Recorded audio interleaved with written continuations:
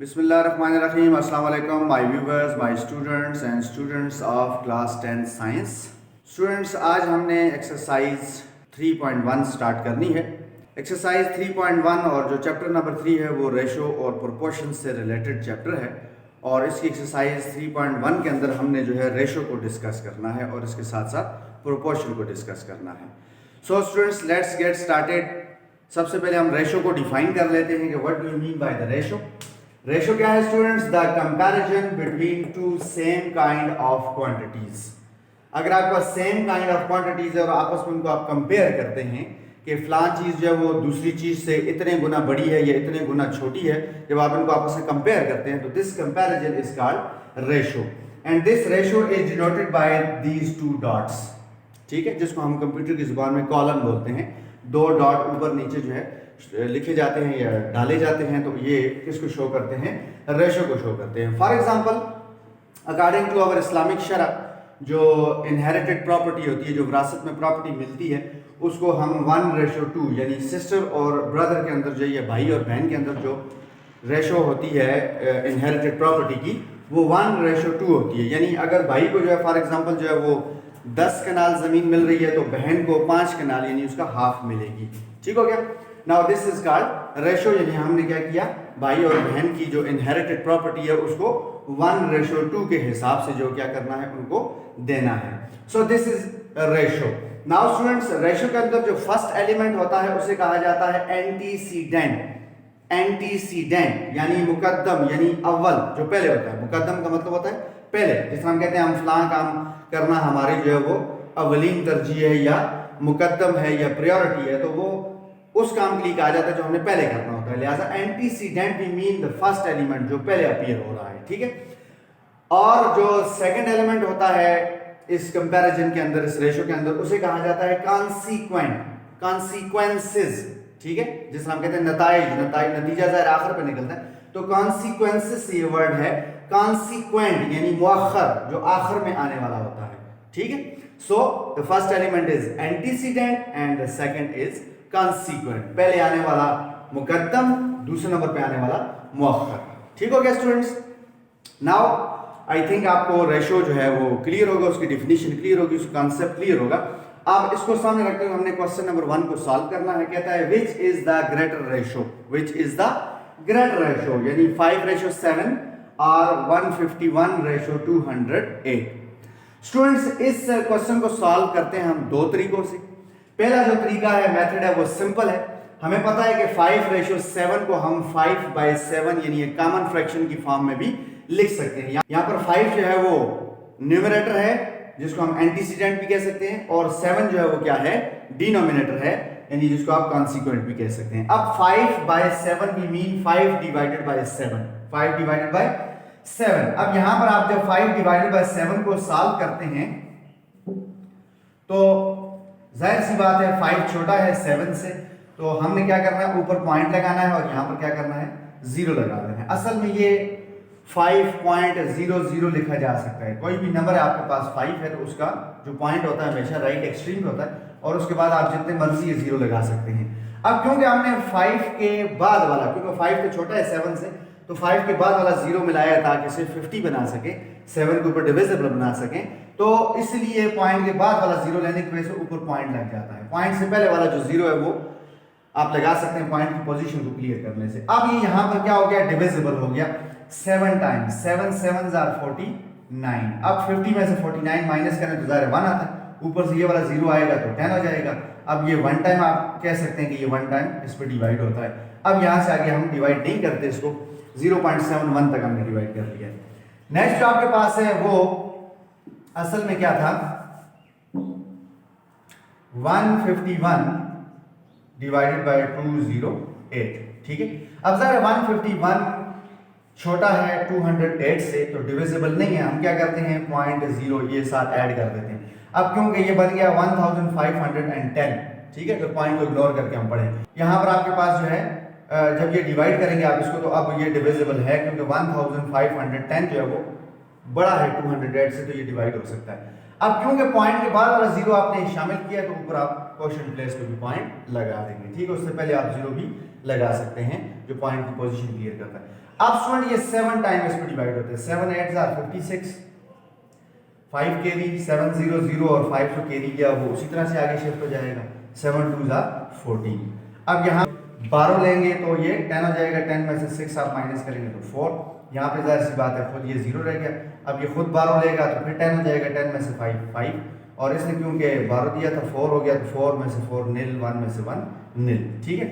फिर जो यहाँ पर एक 0 और होता है वो आप उतारते हैं नीचे, तो अब ये 2 टाइम इसमें डिवाइड होगा, तो 8 2 are 16 और 1 उसी तरह से 2 2 are 4, और फिर जब इसको सब्ट्रैक्ट करेंगे तो 10 में से 6 सब्ट्रैक्ट किया 4, यहाँ पे 3 रह गया, 3 में से 1 2 और 124। यहाँ से आगे डिवाइड करने की जरूरत आपको नहीं है, आपके पास जो रिक्वायर्ड रिजल्ट है जिससे आप चेक कर सकते हैं कि आया 5:7 ग्रेटर है या 151:208, वो क्लियर है। अब देख सकते हैं this is 0.71 and this is 0.72, this is 71 out of 100 and this is 72 out of 100, so definitely इस रिजल्ट से आपको क्लियर हो गया कि 5:7 is less than 151:208 because 5:7 is 0.71 and this is 0.72, so 0.72 जैसे कि मैं आपको बता चुका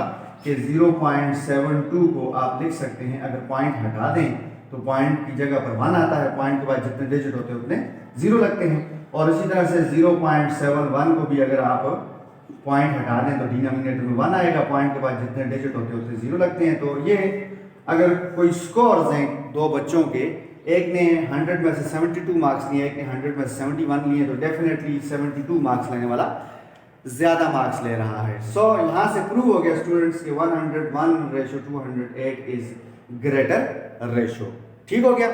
सो now we are discussing another method कि जिसके अंदर आप चेक कर सकते हैं कि आया कौन सी रेशो बड़ी है कौन सी छोटी है। ये एक दूसरा मेथड है, वो ज्यादा सिंपल है, लेकिन इसको भी मैं आपको बता देता हूं, ये भी ज़हन में होना चाहिए।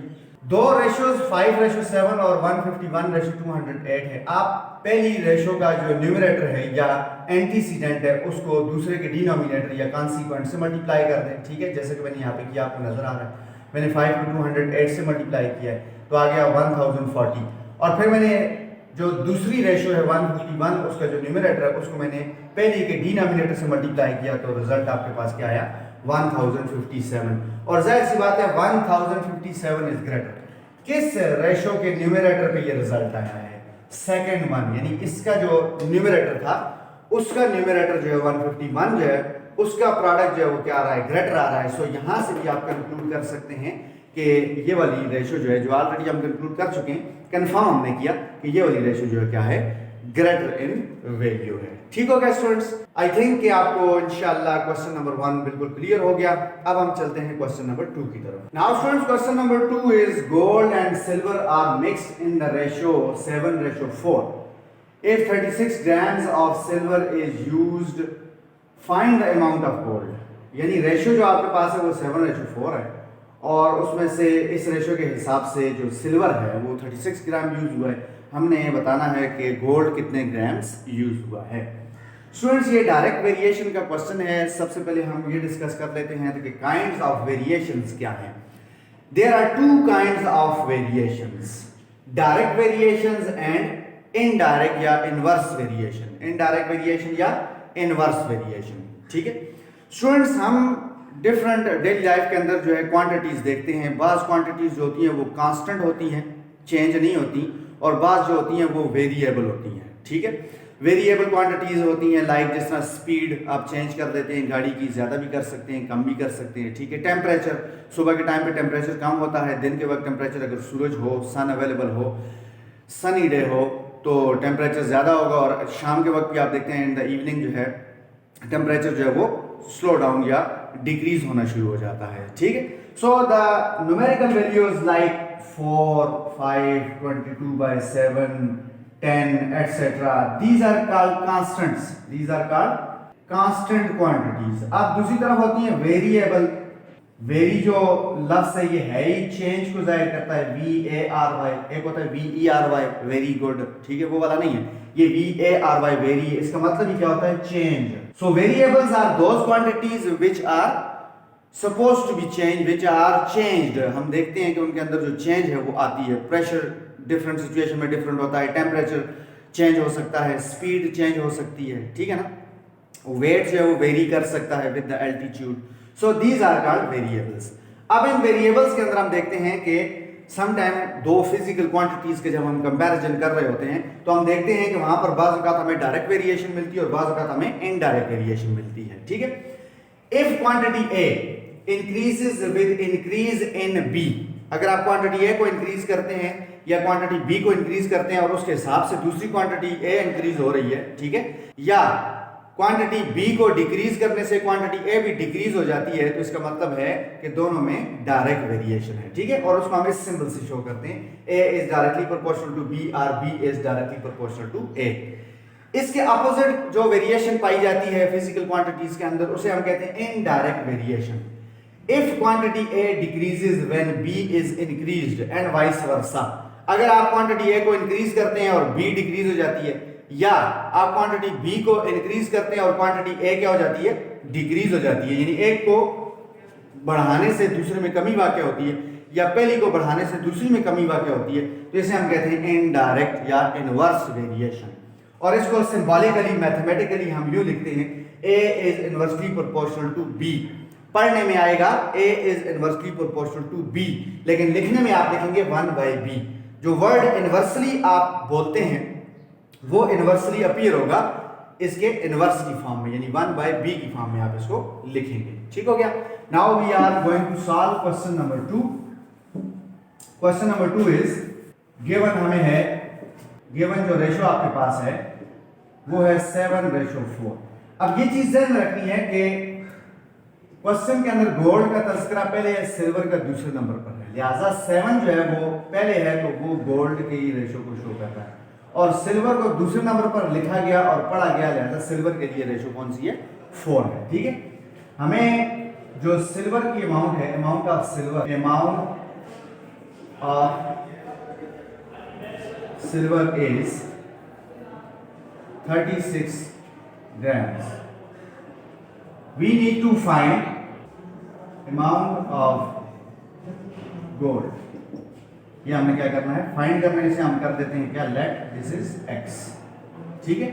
अब गोल्ड रेशो सिल्वर आपके पास जो है वो 7 रेशो क्या है, 4 है, और आपने जो फाइंड करना है वो अमाउंट फाइंड करनी है ग्राम्स में, तो ग्राम्स में जो सिल्वर की अमाउंट है वो 36 है और गोल्ड की हमने सपोज की है क्या, x। अब यहाँ पर डायरेक्ट वेरिएशन है, हम इसमें से एरोस डालते हैं और एरो के हिसाब से हम क्या करते हैं, इक्वेशन को लिखते हैं। अब जो टेल होती है वो पहले लिखी जाती है यानी x, और फिर हेड लिखा जाता है यानी 7, और फिर उसके बाद आ जाता है प्रोपोर्शन। प्रोपोर्शन क्या है, equality between two ratio, equality between two ratio, और फिर टेल को पहले लिखा जाएगा यानी 36 और फिर हेड को दूसरे नंबर पर। अब यहाँ पर हम एक प्रिंसिपल यूज करते हैं कि product of extreme is equal to product of mean. तो प्रोडक्ट ऑफ एक्सट्रीम आपके पास आ जाएगा 4 multiply by x, and product of mean यानी जो बीच में लिखे हुए हैं वो इधर आ जाएगा। अब x के साथ 4 मल्टीप्लाई होगा तो उस तरफ जाकर क्या हो जाएगा, डिवाइड हो जाएगा, और फिर हमें पता है कि 4 1 is 4 and 9 4s are 36, so x is equal to 9 multiplied by 7, and 9 multiplied by 7 is 63, और ये क्या आ गया, अमाउंट ऑफ गोल्ड।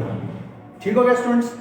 सो इस वीडियो के अंदर हमने स्टूडेंट्स रेशो को डिफाइन किया, डायरेक्ट वेरिएशन, इनवर्स वेरिएशन को हमने डिफाइन किया, और इसके साथ साथ हमने फर्स्ट जो 2 क्वेश्चंस हैं हमने उनको भी क्या कर दिया, सॉल्व कर दिया। इस एक्सरसाइज के जो रिमेनिंग क्वेश्चन है इंशाल्लाह वो मैं अपनी नेक्स्ट वीडियो के अंदर डिस्कस करूंगा और अपलोड करूंगा। सो तब तक के लिए अपना बहुत सा ख्याल रखिएगा। अल्लाह हाफिज़।